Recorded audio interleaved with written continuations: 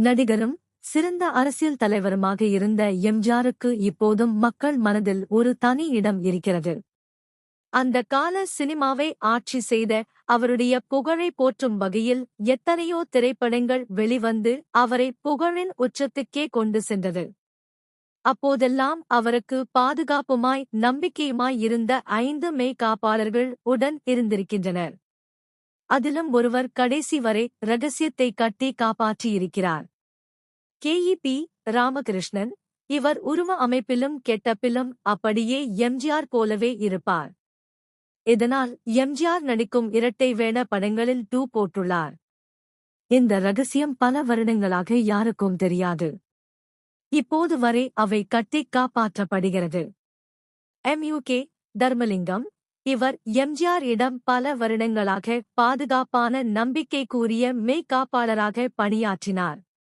இவருடைய கெட்டப்கே பார்ப்பதற்கே மிரட்டும் வகையில் இருக்கும். என். சங்கர். அதிக வருடம் எம்ஜிஆரிடம் பாடிகாட்டாக பணிபுரிந்த இவர் பார்ப்பதற்கே பயமுறுத்தும் வகையில் மிரட்டலான கெட்டப்பில் இருப்பார்.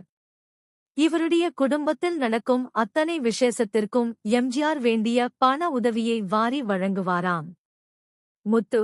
அரசியலிலும் சினிமாவிலும் எம்ஜிஆருக்கு பக்க பலனாக கூடவே இருந்து பாதுகாப்பிற்கும் நம்பிக்கைக்குரிய மெய்காப்பாளராக இருந்த இவர் எம்ஜிஆர் வீட்டின் ஒருவராகவே மாறினார். நாடார் சிங். எம்ஜிஆரின் அதிக நம்பிக்கைக்குரிய மெய்காப்பாளர் ஆன இவர் எம்ஜிஆர் இறக்கும் வரை கூடவே இருந்து அவரின் நிழலாகவே வலம் வந்தார்.